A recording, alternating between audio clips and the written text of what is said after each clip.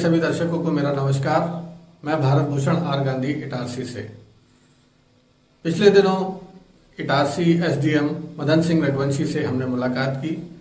उनसे कुछ बातचीत के अंश आपको वीडियो में दिखाएंगे और ये बताएंगे कि उन्होंने किस प्रकार से कोशिशें की कि इटारसी की नगर पालिका के सहयोग से न केवल इटारसी सब्जी मंडी सुधरे, शहर की पार्किंग व्यवस्था सुधरे, यातायात व्यवस्था सुधरे। इसके लिए उन्होंने ऑटो वालों को बुला करके उनके साथ एक मीटिंग भी ली थी, कुछ नियम निर्धारित किए थे, अतिक्रमण को लेकर के भी कुछ बातें की थी और व्यवस्थाओं को सुधारने को लेकर भी कुछ बातें की थी। देखिए उस साक्षात्कार को उन्होंने क्या कहा।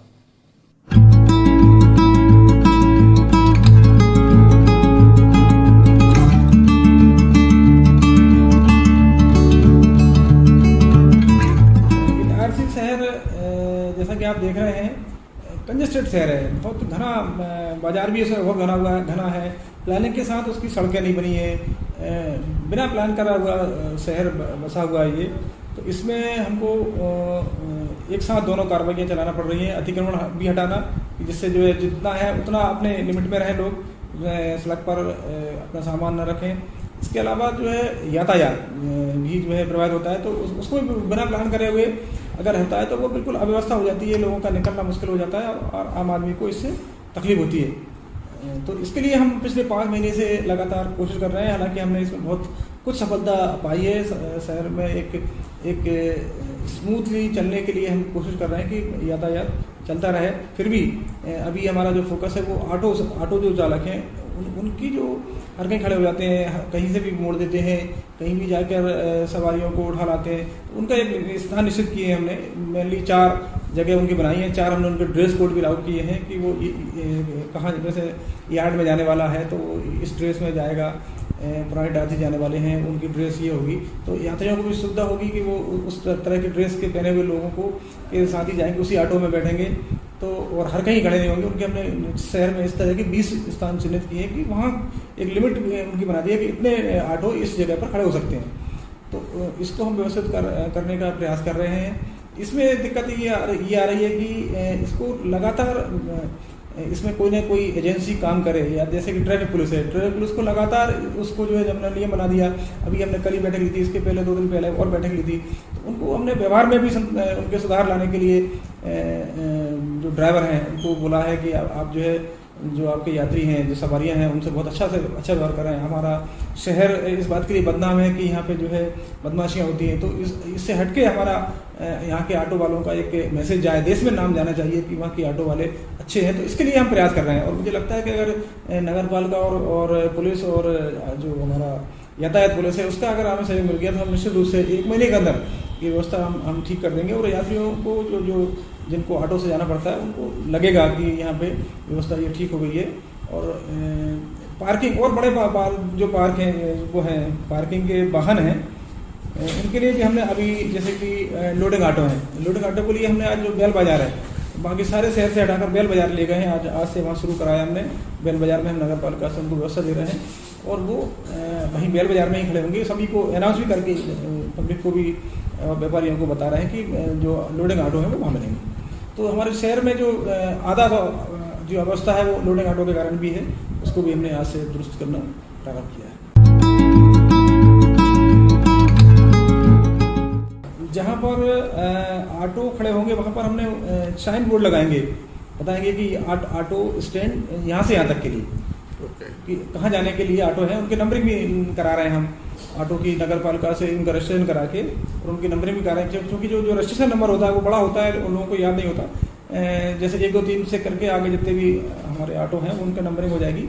तो आसानी से अगर कोई बदमाशी करता है या कोई किसी प्रकार का मिसबिहेव करता है या कुछ ऐसी घटनाएं होती हैं तो वो जो उसका नंबर रहता है वो आगे और पीछे दोनों तरफ उसका नंबर भी लिखेंगे हम, उससे भी पहचान होगी। हमने उस पर एक और काम स्टार्ट किया है कि फीडबैक फॉर्म हम इनको दे रहे हैं कि जो यात्री होंगे, जो सवारी बैठेंगी, उनको फीडबैक देंगे, ये फॉर्म उसको देंगे और उसको दे देंगे। वो अपना जो फीडबैक है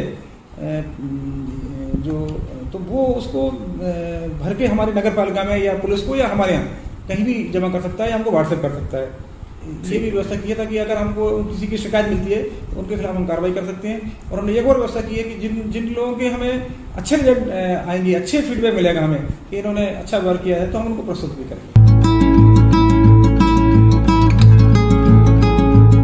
पार्किंग के लिए हम जगह तलाश कर रहे हैं। इटारसी में एक बड़ी समस्या है कि ऐसे बड़े जगह हमें उपलब्ध नहीं हो पाई अभी तक कि हम जो है शहर का जो लोड है पार्किंग का, वो इतने नज़दीक में, मतलब आधा किलोमीटर 100-200 मीटर पर, आधा किलोमीटर के अंदर अंदर अगर कोई जगह मिल जाए बाजार से तो वो ज़्यादा सुविधाजनक होता है। अदरवाइज फिर जो यात्री होते हैं या दुकानदार होते हैं वो फिर वहाँ पार्क ना करके वो दुकानों के सामने लगाते हैं, और अभी तक यही होता आया है।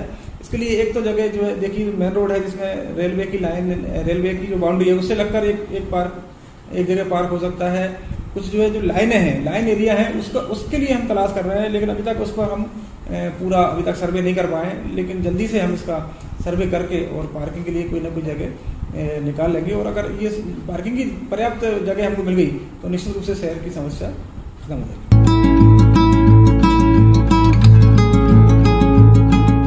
दुकानदार और उसके जो कर्मचारी हैं वो अपने दुकान तक अगर वाहन न लाएं तो निश्चित रूप से फिर ग्राहकों के जो वाहनों के लिए तो फिर इतनी जगह अपन निकाल ही सकते हैं। कई जगह हमने सड़क में बीच में भी पार्किंग दी हुई है, तो वो फिर पर्याप्त जगह उपलब्ध हो सकती है।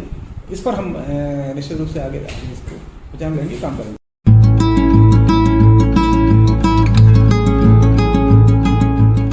जो अतिक्रमण किया है लोगों ने, नाली के ऊपर रैंप बना लिए हैं, उसके कारण यातायात ज़्यादा प्रभावित हो रहा है। पहले हम प्राथमिकता से बाजार क्षेत्र में और सघन बस्ती क्षेत्र में जहाँ से हमें यातायात ज़्यादा होता है उन क्षेत्रों से हम उसको हटाकर और लोगों को पीछे करेंगे। दूसरा जो ये गाड़ियों का जो सवाल है, तो अधिकांश तो गाड़ी मालिक ऐसे ही हैं जिनके पास कि अपनी खुद की पार्किंग की जगह नहीं है। तो इसके लिए एक यूजर टैक्स की व्यवस्था की जा सकती है कि जो लोग अगर गाड़ी खड़ी करेंगे, जो कि महंगी गाड़ियाँ अगर गाड़ी खरीद सकते हैं आप, तो फिर उसका टैक्स देना भी आपको चाहिए। तो उसके लिए हम यूजर टैक्स की कुछ व्यवस्था नगर पालिका में एक प्रस्ताव लाएंगे कि उनका जब तक उनको एक बात भी करेंगे। असल में क्या होता है, कई बार अगर टैक्स लेने लगो तो फिर वो ये लोग जो है उसका इलीगल वो करने लगते हैं, अधिकार समझ लगते हैं कि हमारा अधिकार है, हमको तो हम टैक्स दे रहे हैं इसलिए हम वहाँ यहीं खड़ा करेंगे। उससे फिर यातायात व्यवस्था प्रभावित ना हो, उस हद तक उनको कुछ एक निश्चित टाइम तक कि आप इतने दिन में व्यवस्था कर लें, तब तक आपसे ये टैक्स लेंगे, अदरवाइज फिर आपको यहाँ से हटाने के लिए हम मजबूर करेंगे। तो इस तरह की व्यवस्था पर विचार हम कर रहे हैं। इसमें हम विधिक सलाह भी लेंगे कि ऐसा ना हो कि हम टैक्स ले लें तो फिर वो कोर्ट में जाकर उसका कोई लीगल फायदा ना लेने लगे।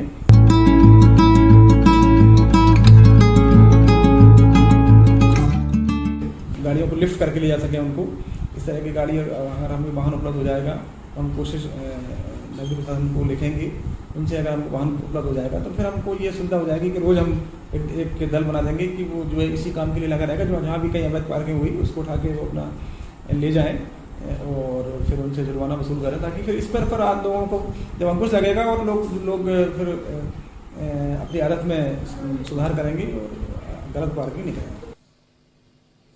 एसडीएम साहब से बात किए हुए कुछ दिन हो चुके हैं, लेकिन इटारसी की व्यवस्था में कोई खास सुधार नहीं आया है।